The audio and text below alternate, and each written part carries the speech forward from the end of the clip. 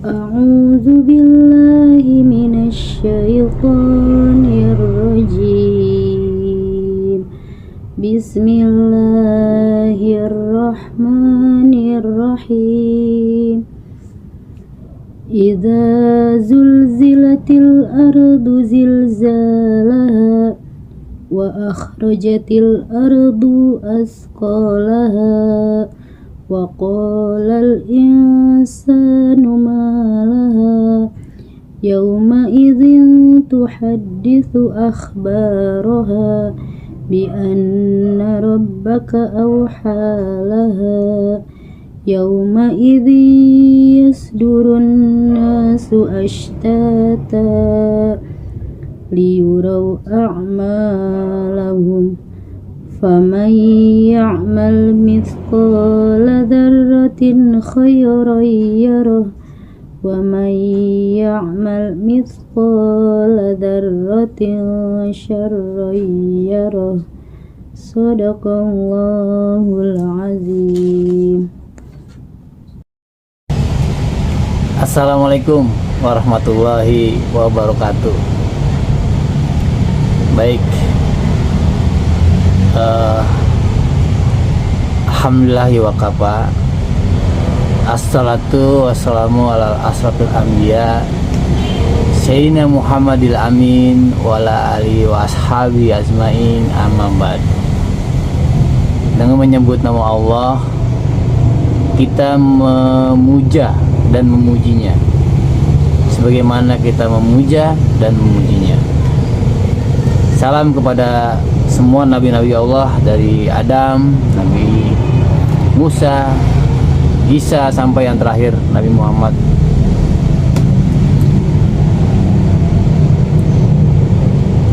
Alhamdulillah, kita mengkaji, pelajari, mentafsir dan mentafsirkan surat Al-Jaljalah pada hari ini. Mudah-mudahan diberi kemudahan, mudah-mudahan mendapat pelajaran, dan mudah-mudahan kita mendapatkan hidayah. Auzubillahi minasyaitonirrajim. Bismillahirrahmanirrahim. Al-Jaljalah artinya keguncangan. Surat 8 ayat, turun di Madinah. Bismillahirrahmanirrahim. Apabila bumi diguncangkan dengan guncangan yang dahsyat.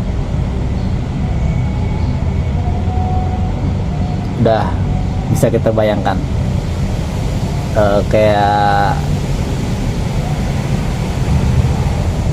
tiang bambu kita guncang-guncangkan, ngeri. Ini guncangan yang dahsyat, apalagi bumi diguncangkan, gimana? Ngeri, kengerian, ketakutan, bahkan sampai lupa sama anak-anaknya, sama orang tuanya, karena menyelamatkan diri sendiri. Lanjut yang keduanya, dan bumi telah mengeluarkan beban-beban berat yang dikandungnya. Maksudnya beban berat itu kayak lahar, mungkin lahar. Kemudian kan selama ini kita telah melaksanakan kerusakan di bumi, seperti pohon-pohon ditebang tanpa ada reboisasi, tanpa ditanam kembali. Kemudian ya mungkin ada emas, kandungan nikel, kandungan batu bara dan lain-lain itu dikeluarkan oleh bumi. Dan manusia bertanya, apa yang terjadi pada bumi ini? Kita lagi dalam perasaan ketakutan, perasaan ngerian, nanya, manusia bertanya, kenapa bumi ini gitu. Nah, yang lanjut keempatnya, pada hari itu bumi menyampaikan beritanya. Ya, dilanjutkan ke limanya, karena sesungguhnya Tuhanmu telah memerintahkan yang demikian itu kepada bumi Jadi Allah memerintahkan bumi untuk berguncang, mengeluarkan semua yang dikandungnya.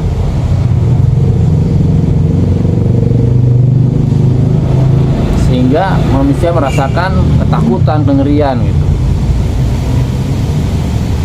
Keenamnya, pada hari itu manusia keluar dari kuburnya dalam keadaan berkelompok-kelompok untuk diperlihatkan kepada mereka balasan balasan mereka semua perbuatannya. Diperlihatkan kepada mereka balasan semua perbuatannya. Berkelompok, manusia yang baik, kelompok yang baik. Manusia yang buruk, kelompoknya yang buruk. Manusia yang setengah baik, munafik, setengah buruk, digabungin ke kelompok yang masing-masing punya kelompoknya. Lanjut ke 7-nya, maka barang siapa mengerjakan kebaikan seberat jarah. Jarah itu atom ya, kecil ya, mungkin lebih besar lagi dari atom. Jarah itu kayak semacam kalimat bahwa barang itu kecil ya, kalau diistilahkan sekarang atom. Niscaya dia akan melihat balasannya. Jadi ketika dikelompokkan, ditunjukin tuh rekaman kita, semua yang kita lakukan dari kecil sampai besar ditunjukkan, diperlihatkan oleh kita, sehingga tidak ada lagi penyangkalan atau pembenaran. Namun yang kita lihat adalah kebenaran bahwa ini pernah kamu lakukan. Lanjut 8, dan barang siapa mengerjakan kejahatan sebesar jarah, dia akan melihat balasannya. Sebaliknya, kalau mereka melakukan kejahatan ya sebesar jarah pun, itu akan ditunjukkan balasannya sama Allah Subhanahu wa taala. Jatuh tadi. Ya. Abang ya. Lanjut ya. Alhamdulillah jajalah sudah kita tafsir dan takwilkan ya. Jadi kandungan-kandungan itu ya maksudnya manusia yang sudah dikubur dikeluarkan sama Allah dan diperintahkan sama Allah pada bumi untuk dikeluarkan, untuk dihitung amal ibadahnya, dihitung dosanya. Terkait dengan golongan ini kemarin nyambung ke Bayyinah nih, dari golongan ahli kitab. Nah, sebagian kan ada yang percaya, ada sebagian yang nggak percaya. Maksudnya dari ahli kitab kita lihat bahwa di ayat yang lain ada bahasa yang paling dekat cinta dan kasih sayangnya pada kalian adalah orang Nasrani, orang yang mengatakan bahwa mereka Kristen, orang yang punya kerahiban, orang Kristen yang punya biara-biara. Namun di ayat lain juga dikatakan bahwa jangan berteman dengan Kristen dan Yahudi yang berteman satu sama lain. Dan kalau kamu berteman dengan mereka, maka kamu sama seperti mereka. Kamu bukan lagi orang Islam. Ya. Jadi golongan dari Kristen sendiri banyak. Kalau saya tidak salah tuh ada 72 golongan kalau nggak salah. Nah, keponakan Nabi Muhammad juga, Ja'far, waktu hijrah ke Najasyi, itu kan keadaan Mekah lagi kritis ya, orang-orang Islam disiksa gitu, mendapat siksaan. Nah, Nabi Muhammad Rasulullah SAW memerintahkan kepada Ja'far dan teman-teman untuk hijrah ke Najasyi. Nah, di Najasyi itu mereka dilindungi. Najasyi yang terkenal dengan kerajaan Kristen melindungi mereka. Nyambung dengan ayat yang lebih dekat cinta dan kasih sayangnya pada kalian adalah orang yang mengatakan dirinya Kristen. Nah, artinya ada golongan Kristen yang baik terhadap kita, tetapi juga ada golongan Kristen dan Yahudi yang tidak baik terhadap kita, dan kita jangan berteman dengan mereka, lebih keras lagi. Nah, untuk itu dalam surat Al-Jadalah ini ada dua pesan yang tersimpan dalam surat ini, ya, bahwa golongan yang baik akan melihat kebaikan mereka, akan ditampilkan kalau kebaikan mereka, dan golongan yang buruk juga akan ditampilkan keburukan mereka.